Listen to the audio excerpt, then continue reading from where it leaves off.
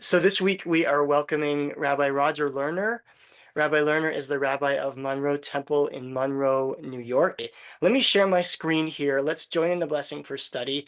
And as we often do, I'll invite you to unmute yourself if you would like to, and we'll say the blessing together so that we can hear one another's voices.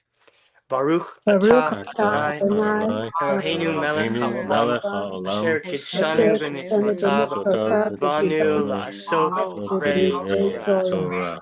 Torah. Which means in Hebrew, blessed is the eternal source of the universe, whose mitzvot, whose commandments bring holiness to our lives, and who commands us to immerse, to engage in words of Torah. So we're ready for a little tikva through text to find a little bit of hope in our texts, and I'll turn things now over to Rabbi Roger Lerner. Thank you so much, Rabbi Schreifer. Welcome everyone. I'm so glad all of you are here. I might know one of you, or two of you. It's hard to say, but I saw some of you were from Finland, and I thought that was kind of neat. So coming from near and far. So again, thank you. So I'm going to share my screen here. We'll start there. So you don't have to see me too much. We can begin our focus on the text itself. The way I titled this is with Rabbi Streifer's help was finding hope at our lowest, and it's a close reading of some of the midrashim from this week's Torah portion that explore when the Israelites were at their lowest and how the rabbis responded to that moment. So we're looking at this week's portion, which is Shlach Lecha, looking at numbers 13 through 15. Just the quick summary, because I want us to get right to the text as our time is limited, is that in this Torah portion, Moses sends out 12 spies to scout out the land of Israel. When they return, 10 of them try to convince the people that it would be too difficult to conquer the land. God responds to their lack of confidence by essentially sentencing them to 40 years of wandering in the wilderness. God then, at the end of the portion, commands the Israelites to put fringes on the ends of their clothing, which seems like an odd way in which to end a portion where you've just been condemned for 40 years of wandering. And you know the last two lines of the Torah portion, Lema'an tis from the Via Hafta, Lema'an tizkeru v'asitem. This is the portion where we get that from. And just a side note of commentary and discussion, I don't want to have to talk the whole time. I mean, the intention is for me to, but you should interrupt me with a question. Is how I kind of function. Like if I'm saying something and you want to know a little bit more about something, that's how, for me, the conversation grows and goes. Because we're going to be talking about things that, and especially when we come to the midrashim, they can be confusing, and I may skip over something that I thought might have been simple, and I was mistaken because that happens a lot. So. The other text we're going to look at is we're going to be not only looking at Numbers 13, but we're also looking at Joshua 2, 1, 2, because this also happens to be the Haftorah of this week. And it's from the book of Joshua, obviously, but it's set 40 years later when Joshua has taken the helm and is sending out 2 spies to scout out the land of Jericho, the city of Jericho. The Midrash later identifies them as Caleb and Pinchas. Rahab the harlot protects them in her home and is rewarded later for her effort. I think one of my favorite characters is Rahab. This is the aside. I love the idea that the harlot lives in her home in Jericho with her parents, and I just think that's, as the Bible says, and well, of things we don't know about what it was like to live over 3,000 years ago, I think that gives us a really clear glimpse of it all. So, as I said, we're going to look at just a couple of midrashim and how they interplay with these first few verses. In the midrash in general, as you might know, the rabbis are trying to answer a question that they found in the text, like for instance in Genesis there are two narratives about the creation of the world. The rabbis spent a lot of time creating stories to answer the question of why there are, in some ways, it could be conceived of as competing narratives. In this week's portion, the rabbis are wondering about several key points in this text. The first question is, why does the text say "Shalach lecha anashim"? Send forth men. So here we have Shalach lecha anashim. Hopefully, my computer will be fine with me. There we go. So Shalach lecha anashim. Why does it say that? Here we have the translation: send agents, and translations are translations. This one happens to be from Sepharia, which I do love. So I'll give my plug for Sepharia every time I use their texts because I think they do a bang up job. I disagree with their translation, but that's okay. We can have these disagreements. But I kept it in here nevertheless because sometimes these translations they have oftentimes it's not just the literal meaning of what's there, but it's nuanced by commentaries. And so that was the translator's understanding of send agents to scout out the land. Um, so the rabbis are wondering why men, when in the next few words, these men are defined as princes or chieftains among them. So here we have chieftain there, but in the Hebrew here you have nasi, which is also a prince. So that's again how they're looking at translating it. Um, so the rabbis, and besides that, the rabbis are also, it's the way of the rabbis. They're not just looking at the text in situ, they're not just looking at it where it's at, they're also looking at it in the context of the whole. So when they're looking at a text like, oh, this is Numbers 13, they haven't actually returned from their mission. That doesn't bother the rabbis. They're going to make a commentary knowing the full scope of where they are in these texts. And so they know already at this point that these men, these chieftains and princes, are going to bring back a bad report. They're going to bring back an evil report, they're going to slander the land of Israel. While Caleb and Joshua are going to stand up against them. So this is all things that they already know. And so you have in these first two verses, Adonai spoke to Moses saying, send you men to scout out the land of Canaan, which I'm giving to the Israelite people. Send one participant, send one man, from each of the ancestral tribes, each one a chieftain among them. And to look at Joshua here, we look at Joshua, son of Nun, secretly sent, and it says two men, two men, so Shnayim Anashim, from Shittim as spies. So we don't have 12 here. They narrowed it down. They said 12 was too many last time. Joshua learned from the mistakes of the past, so that was good. Saying, go reconnoiter the region of Jericho. So they set out, and they came to the house of a certain prostitute named Rahab and lodged there. The king of Jericho was told, some men have come here tonight, Israelites, to spy out the country. And there's glorious and beautiful ways in which the text and commentaries look at just these two texts, but our focus is simply really on Shalach lecha anashim, send you men. All right.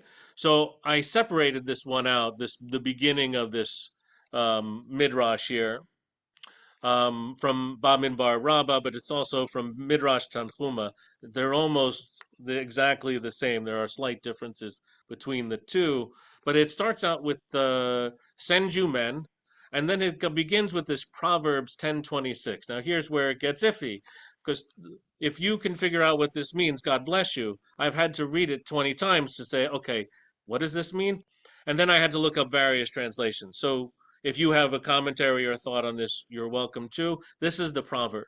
Like vinegar to the teeth and like smoke to the eyes, so is the idle man to his senders. So, like I said, I had trouble with that translation. And so I looked up another one, and it said, it starts off the same, like vinegar to the teeth, like smoke to the eyes, is a lazy man to those who send him on a mission. And I like that translation a lot better. I kept this one in here because this is from the Midrash. I want to be at least, like trying to keep up with how they understand the translation of it. Any thoughts on how you would understand that? Um, okay, that's all right. Um, so for my part, I understand this is just you know, you got to know who you're sending on a mission here, and if you're sending someone that is um, well, is lazy, then it's like vinegar in the teeth or like smoke in the eyes. So you got to know who you're sending. Rabbi, I'm interrupting you because you said to.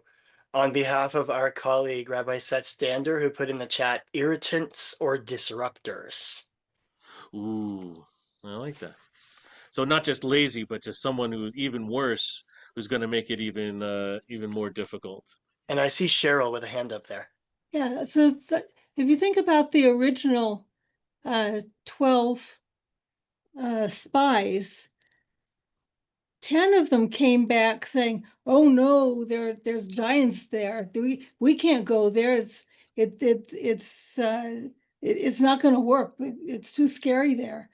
And to me, it seems like perhaps those were kind of like the idle men, the lazy men, because to them it was too much work to go to this place.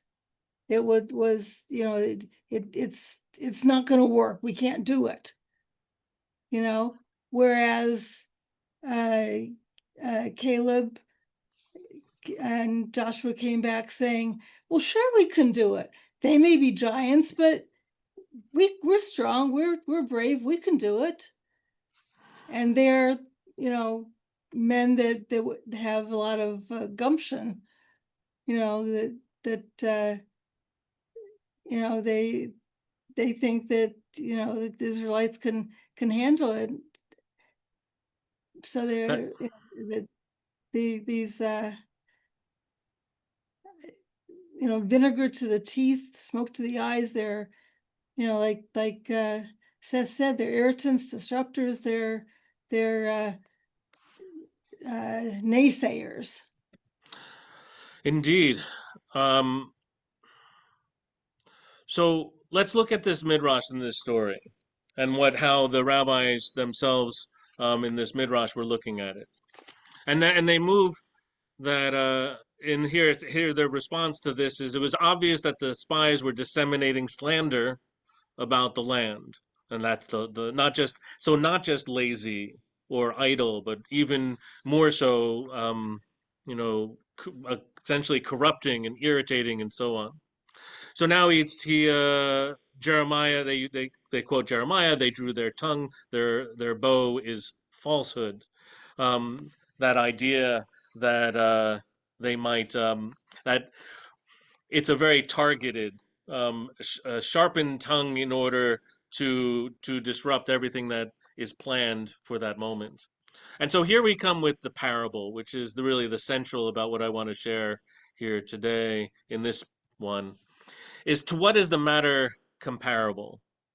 It is to a wealthy man who had a vineyard.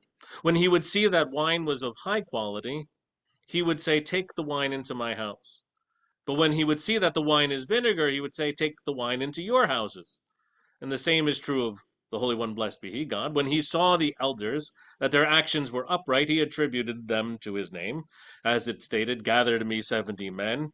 And so from this Numbers 11, this is from two chapters ago when Moses was gathering 70 men in order to help him with the leadership of at the moment. Especially, he was getting tired of all the complaining, and so he brought in 70 men who could help him. And so those were of good men, and of course God took credit for that. But when he saw the spies who were destined to sin, he attributed them to Moses' name, where saying, "Send you men." And I think this is that whole idea of, how do we understand the idle man in that moment? Susan.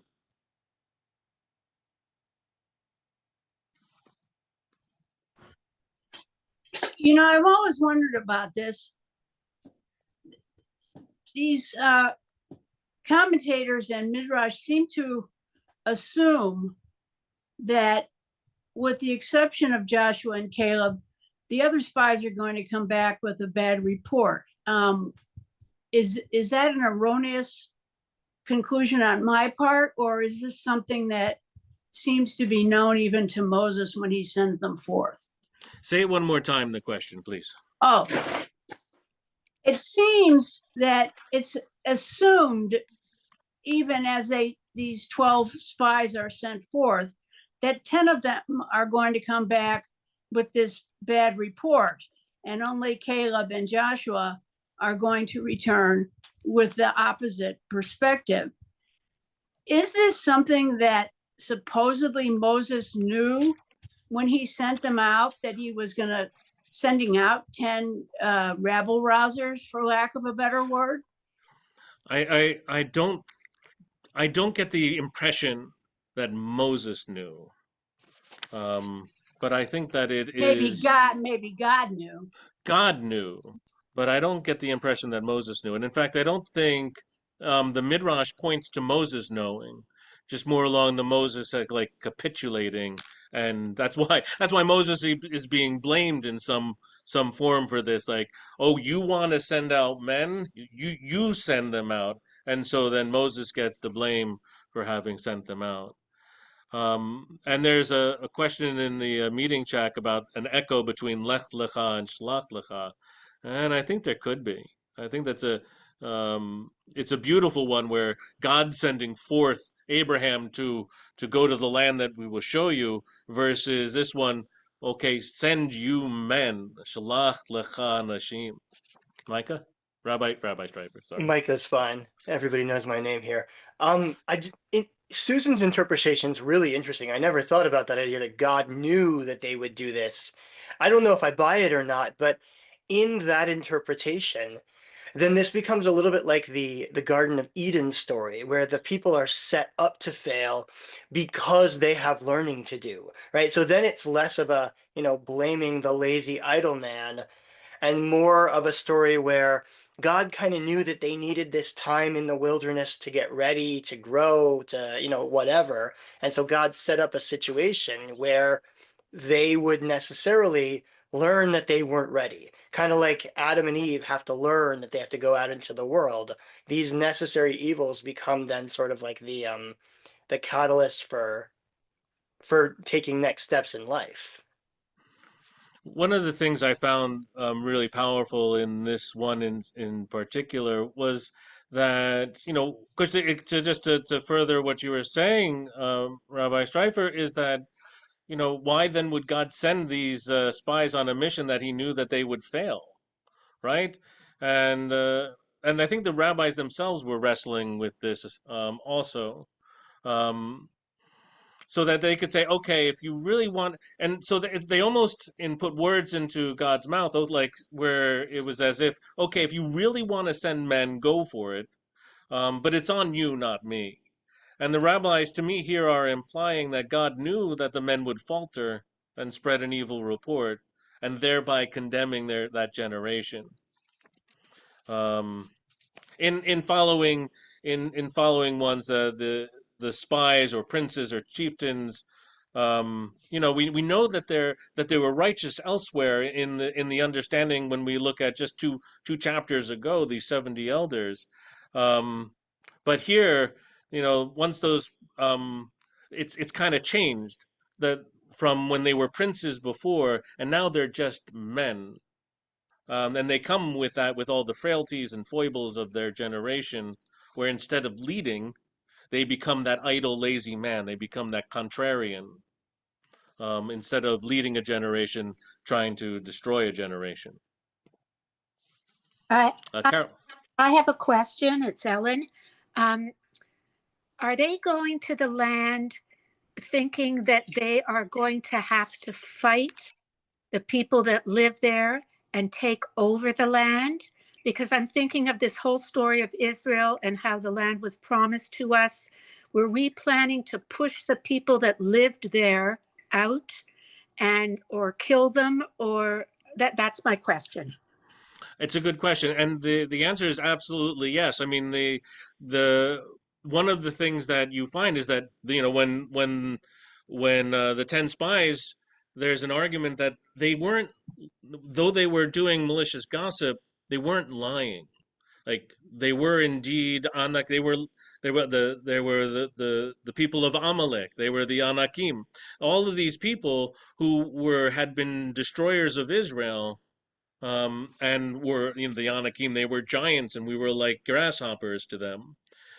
They knew that they'd have to fight them and kill them, and to be successful, that they didn't know how they could do it. And that was where the loss of, for the moment of this story, is the belief that God would be there to help them, in through that. And the whole idea, that's where Caleb and Joshua are saying, we can do it because we have God behind us. And the other 10 are like, yeah, no, that's still not enough. And so what part of the really big issue is that they lost their belief in God. All right. Let's see. We have some comments which are really great. A lot of tension back and forth between Moses and God throughout the book.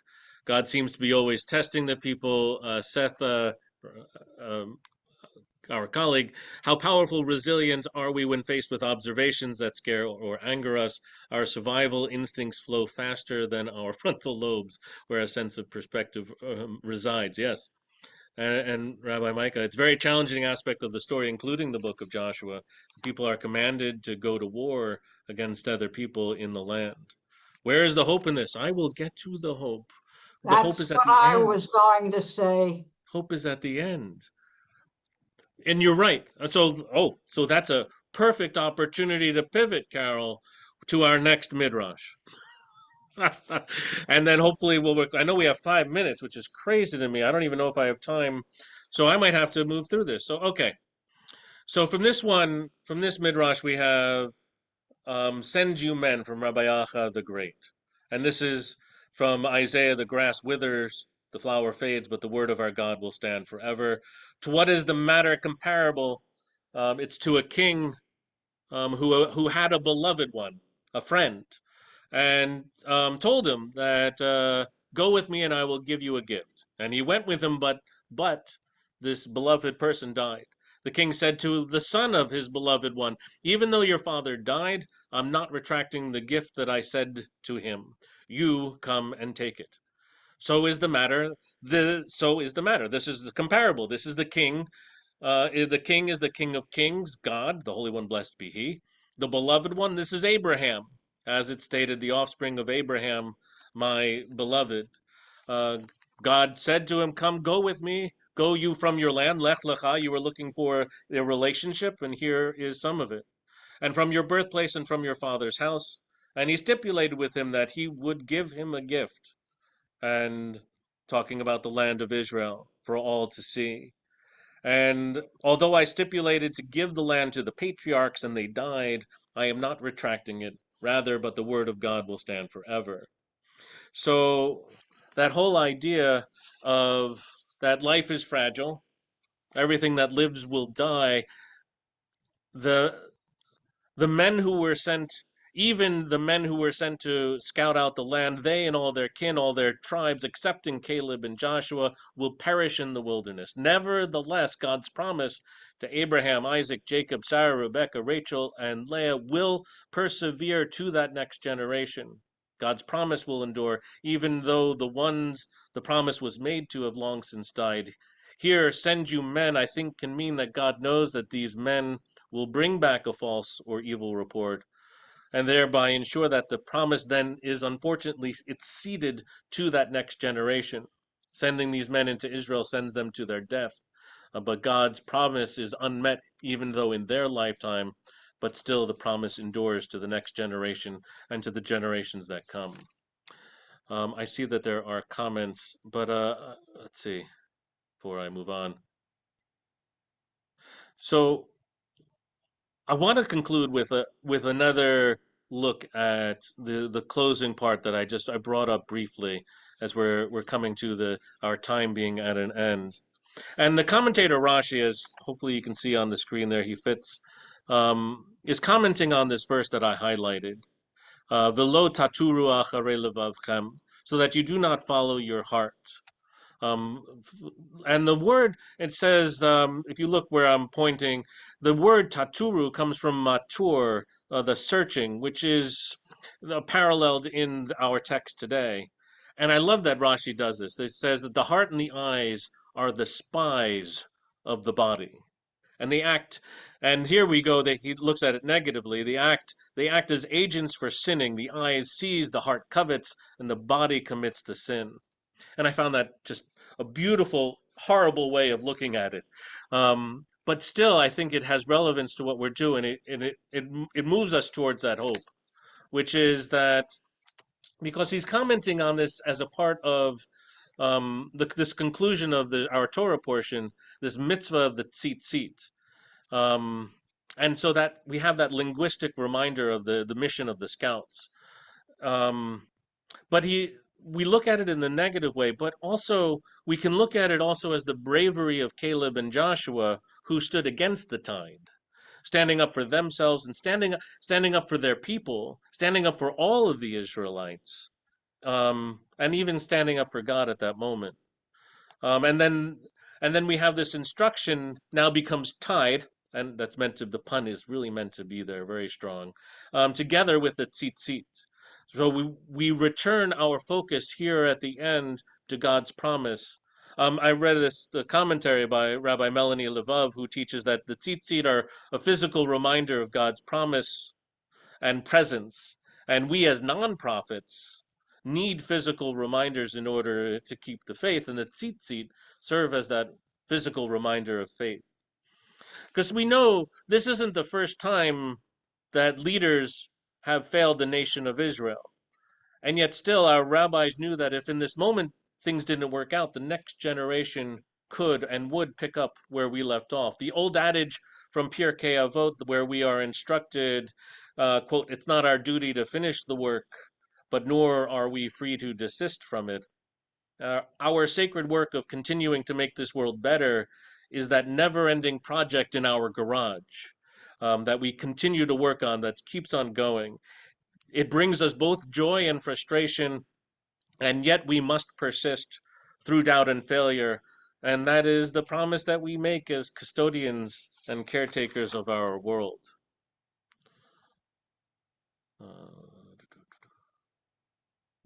So let me say a huge thank you, Rabbi Lerner. Did you have a last comment, or should I bring us home? No. I was just trying to see if there was any in the chat had I like what you wrote there. I find hope in our ability to overcome these stumbles. How can we learn and grow if we don't mess up? Which we were talking about a little bit before everyone came on this.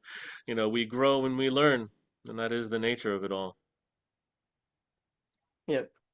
Yeah, so thank you to Rabbi Lerner for this. It seems to me, some of what I'm taking away from what from your teaching here is that I think that this idea of that the world can be better sits at the core of Judaism, and that Judaism has never been deterred by things going badly. When things go badly, we just double down on hope. And I see that in this parsha, and I see that in really the core of Jewish teaching.